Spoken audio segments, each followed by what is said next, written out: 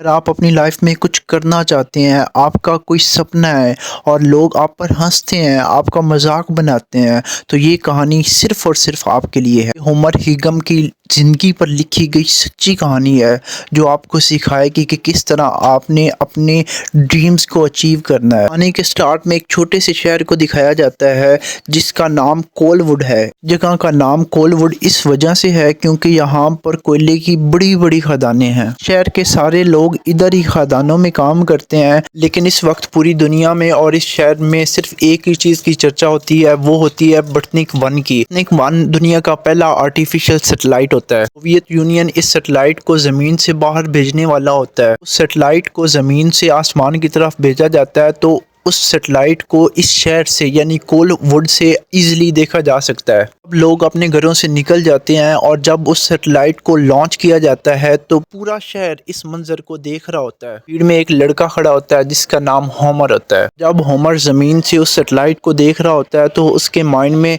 एक ही चीज़ आती है और वो होती है वाओ। होमर अपने घर जाता है। होमर का एक भाई है जो फुटबॉल प्लेयर है और वो फुटबॉल में अपना करियर बनाना चाहता है, और इनके डैड कोल माइन में काम करते हैं।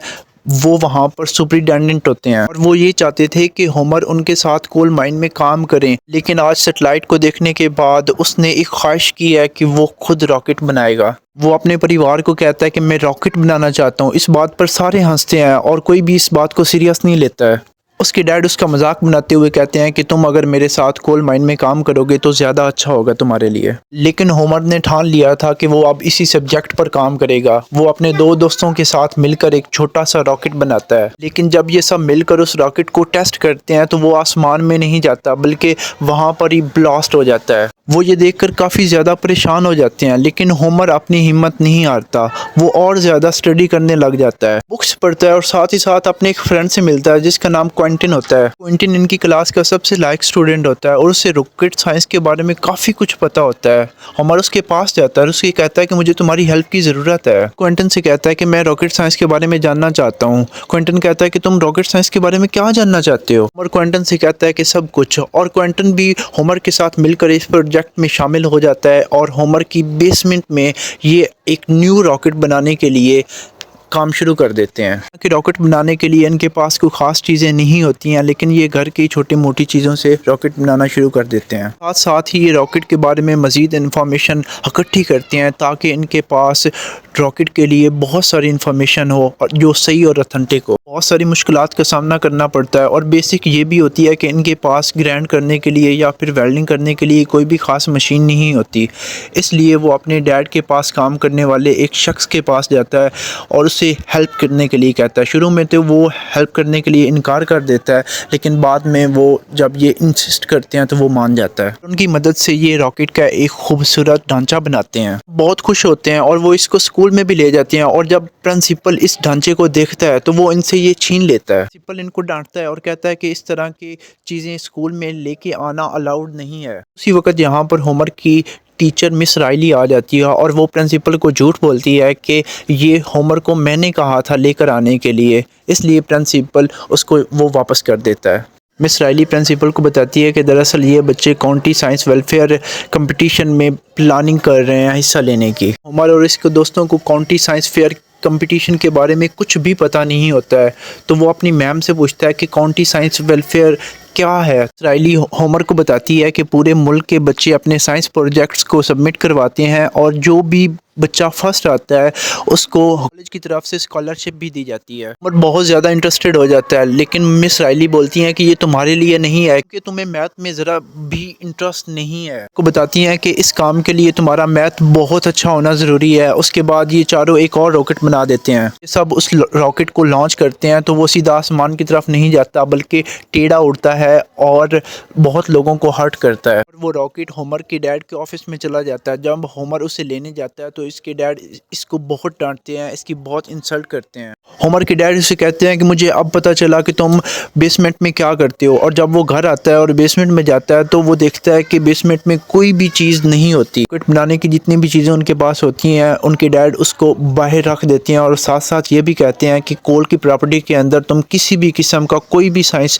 एक्सपेरिमेंट नहीं करोगे। बहुत ज़्यादा परेशान हो जाते हैं और कोई भी ये काम नहीं करना चाहता। होमर उन सबको बुलाता है, उनको कहता है कि हम कंपनी की प्रॉपर्टी के अंदर ये एक्सपेरिमेंट्स नहीं कर सकते हैं, लेकिन हम बाहर कर सकते हैं। ये होता है कि उनको बाहर निकलने के लिए 8 मील का फासला तय करना होगा और उनमें से एक दोस्त कहता है कि मैं अपने फ्यूचर को जानता हूँ, मुझे कल को कोल्ड माइन में ही काम करना होगा। लेकिन होमर ये काम नहीं करना चाहता और वो अकेला ही वहाँ से चला जाता है। कुछ ही दूरी पर वो सारे फ्रेंड्स इसके पास आ जाते हैं। चारों के चारों 8 मील की दूरी तय करके वहाँ पर पहुँच जाते हैं। वो जगह होती है जहाँ पर ये अपने साइंस के एक्सपेरिमेंट्स कर सकते हैं। ये डिसाइड करते हैं कि यहाँ पर हम अपनी एक साइंस वर्कशॉप बनाएंगे। हालांकि इनके पास कोई भी सामान नहीं होता, लेकिन ये इधर उधर से छोटी मोटी चीज़ें चोरी करके अपनी एक वर्कशॉप बना देते हैं। इसी तरह ये लगे रहते हैं और वक्त गुजरने के साथ साथ लोग इनका मजाक बनाना शुरू कर देते हैं। क्लास के जितने भी स्टूडेंट्स होते हैं वो इनको सपोर्ट नहीं करते, बल्कि वो इनका मजाक बनाते हैं, क्योंकि सबको पूरा यकीन होता है कि ये रॉकेट नहीं बना सकते हैं। लेकिन बात ये होती है कि इन चारों को, बल्कि सबसे ज़्यादा होमर को अपने आप पर यकीन होता है कि वो ये कर सकते हैं और वो एक और रॉकेट बना देते हैं। रॉकेट टेस्ट करने लगते हैं, तभी एक आदमी आता है और वो कहता है मुझे भी पता चला कि यहाँ पर एक रॉकेट टेस्ट होने वाला है, तो मैं भी आ गया। जब ये रॉकेट को टेस्ट करते हैं तो वो भी पूरी तरह से फेल हो जाता है। वो भी सीधा आसमान की तरफ नहीं जाता, बल्कि इधर उधर चला जाता है। फिर जब वो आदमी इस रॉकेट के कवर को देखता है, बेस को देखता है, तो वो इनको बताता है कि जो तुम वाशर इसमें लगाते हो वो अच्छी क्वालिटी की होनी चाहिए। तुम रॉकेट को जलाते हो, इसको उड़ाते हो तो वो पिघल जाता है, वो अच्छी क्वालिटी का नहीं है। प्रॉब्लम ये होती है कि इनके पास अच्छा मटेरियल और अच्छा लोहा खरीदने के पैसे तक नहीं होते। वो सब एक रेलवे ट्रैक पर जाते हैं। ये एक ऐसा रेलवे ट्रैक होता है जिस पर कोई भी ट्रेन नहीं आती और ये सब उसी रेलवे ट्रैक से लोहे का एक बड़ा टुकड़ा उठा लेते हैं, उसको बेच देते हैं और उससे बनाए हुए पैसे लेकर उसी इंसान के पास जाते हैं जिसने कहा था कि तुम्हारा मटेरियल अच्छा नहीं है। वेयर हाउस में काम करता है जहाँ पर खराद का और वेल्डिंग का बहुत सारा काम होता है। वो इनको एक बना कर देता है ढांचा, लेकिन वो भी फेल हो जाता है। तो कोई भी टेस्ट पास नहीं हो रहा होता, एक के बाद एक हर एक टेस्ट फेल हो रहा होता है। वो ज़्यादा परेशान नहीं होती और वो बस लगे रहते हैं, इसके बावजूद कि उनको किसी भी किस्म की कोई कामयाबी नहीं मिल रही होती है। ये सब कुछ नया ट्राई करते हैं। ये अपने रॉकेट के लिए एक फ्यूल बनाते हैं और मिस राइली के साथ उस मुकाम पर जाते हैं जहां पर बहुत सारे लोग होते हैं जो इनका टेस्ट देखने के लिए आए होते हैं। उनको ये यकीन होता है कि इन्होंने फेल हो जाना है, लेकिन फिर भी वो आते हैं। वो सिर्फ़ और सिर्फ इनका मजाक बनाने के लिए वहां पर आते हैं। लेकिन जब ये एक्सपेरिमेंट करते हैं, जब ये इसे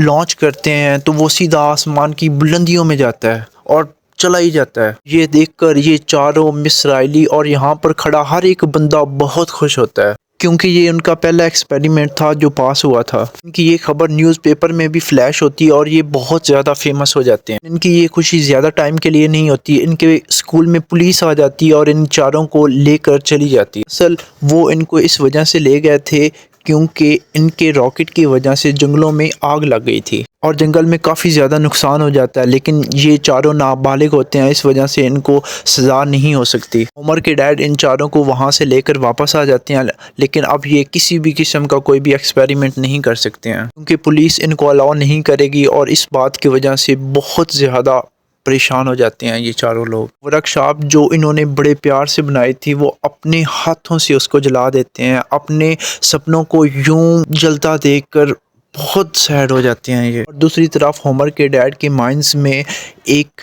एक्सीडेंट होता है जिसकी वजह से एक आदमी की जान चली जाती है और होमर के डैड भी काफ़ी ज़्यादा ज़ख्मी हो जाते हैं। इस वजह से होमर को ना चाहते हुए भी माइंस में काम करना पड़ता है। इसका बड़ा भाई कहते हैं कि मैं गोल्ड माइंस में काम करूंगा, लेकिन उसके पास स्कॉलरशिप होती है, यानी कि वो अपनी आगे स्टडी स्टार्ट कर सकता है। इसलिए होमर डिसाइड करता है कि मैं ही गोल्ड माइंस में जाके काम करूंगा। इसी तरह कुछ दिनों के बाद होमर के डैड्स भी रिकवर हो जाते हैं। होमर की मॉम चाहती है कि होमर स्कूल ज्वाइन करे, लेकिन उनके डैड को इस चीज़ से कोई फ़र्क नहीं पड़ता। वो तो शुरू से यही चाहते थे कि होमर उनके साथ गोल्ड माइंस में काम करे। वो चाहते थे कि वो गोल्ड माइंस की, अपने काम की, अपने घर की जिम्मेदारी को समझे। जो भी हो रहा होता है उनकी मर्ज़ी के मुताबिक हो रहा होता है। उनकी मॉम चाहती है कि वो पढ़े, लेकिन होमर ने अब डिसाइड कर लिया है, वो भी बस यही कर रहा होता। और एक दिन जब वो माइंस से वापस आ जाता है तो उसकी मॉम उसे कहती हैं कि मैंने मिस राइली के बारे में कुछ सुना है।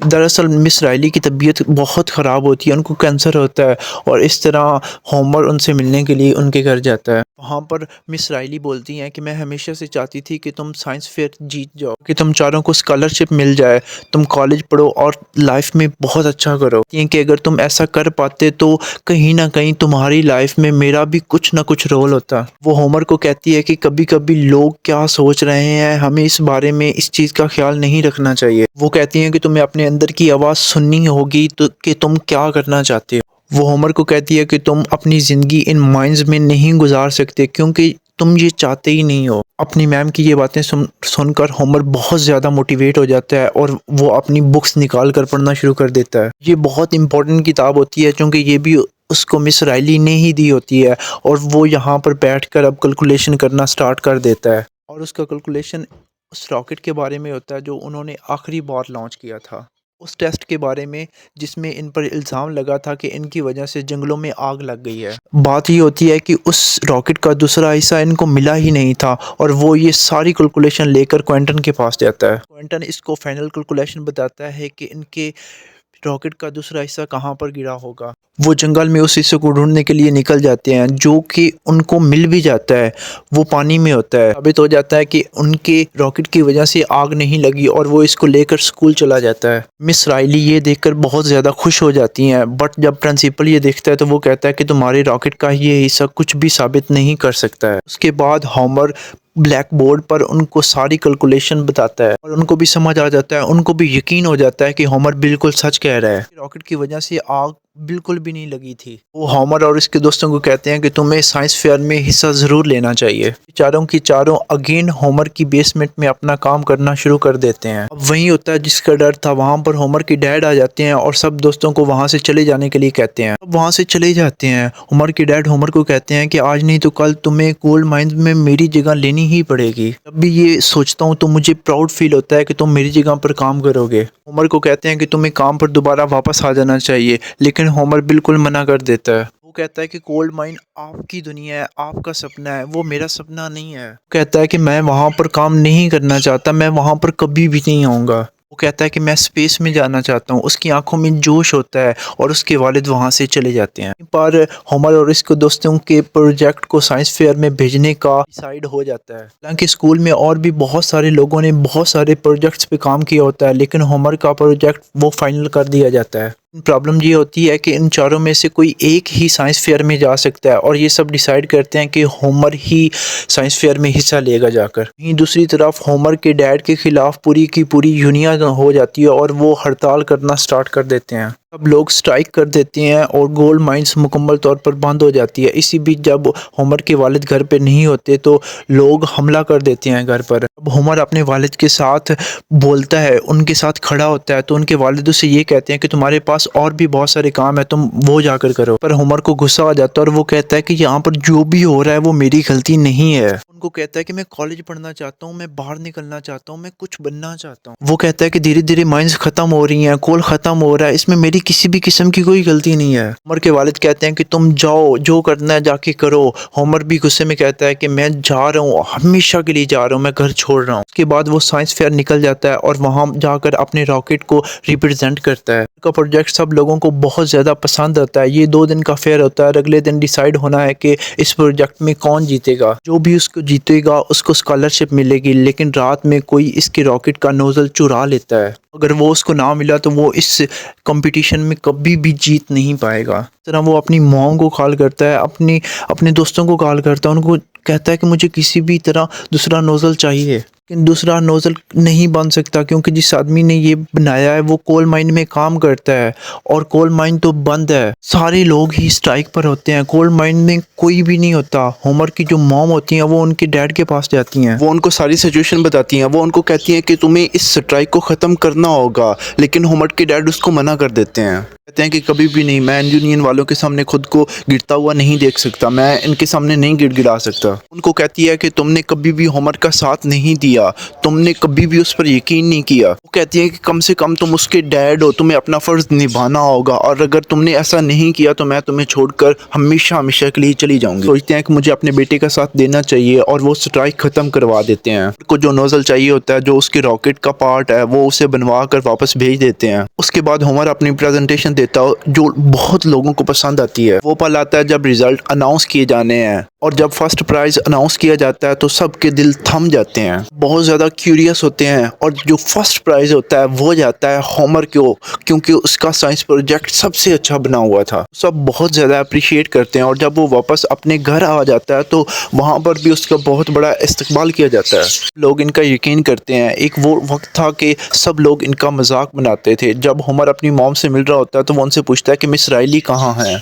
वो उनको कहती है कि उनकी तबीयत बहुत ज़्यादा ख़राब है, और वो उनसे मिलने के लिए हॉस्पिटल चला जाता है। बताता है कि उन्हें साइंस फेयर में गोल्ड मेडल मिला है। टीचर राइली कहती है कि मुझे पता था फर्स्ट प्राइज़ तुमको ही मिलेगा।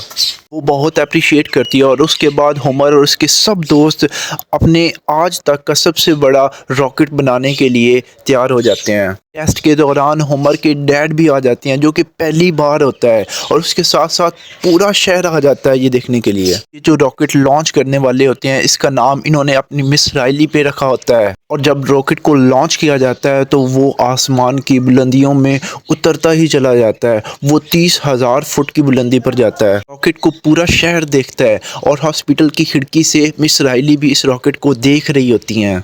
उनके चेहरे पर एक खुशी होती है कि डैड रॉकेट देखते देखते होमर के कंधे पे हाथ रखते हैं। आज तक होमर ने जो भी किया उनके डैड को उस पर फख्र है। पर हमें बताया जाता है कि इन चारों ने कॉलेज से ग्रेजुएशन कंप्लीट की थी। चलकर इनका जो दोस्त क्विंटन होता है वो केमिकल इंजीनियर बन जाता है। क्या एक और दोस्त ऑटोमोबाइल कंपनी में इंजीनियर बन जाता है। बाद में एज अ बैंकर रिटायर्ड भी हुआ। जो चौथा दोस्त था उसने अपनी एक इंश्योरेंस एजेंसी खोली, और फ्यूचर में होमर ने वियतनाम वार में हिस्सा लिया। वार ख़त्म होने के बाद वो नासा के इंजीनियर बन गए। साथ साथ इन्होंने बहुत सारी किताबें भी लिखी कि टीचर मिस राइली, जिन्होंने हर एक कदम पर इनको सपोर्ट की, सबको मोटिवेट किया, इनको इंस्पायर किया। 31 साल की उम्र में उनकी कैंसर की वजह से डेथ हो गई थी। पूरी कहानी होमर और इसके 3 दोस्तों की। ये कहानी हमें सिखाती है कि दुनिया कुछ भी कहे, अगर आपके माइंड में कोई भी शय है तो आप उसको एग्जीक्यूट करें। अपने ऊपर यकीन रखना चाहिए, और अगर आपको अपने ऊपर यकीन होगा तो आप दुनिया का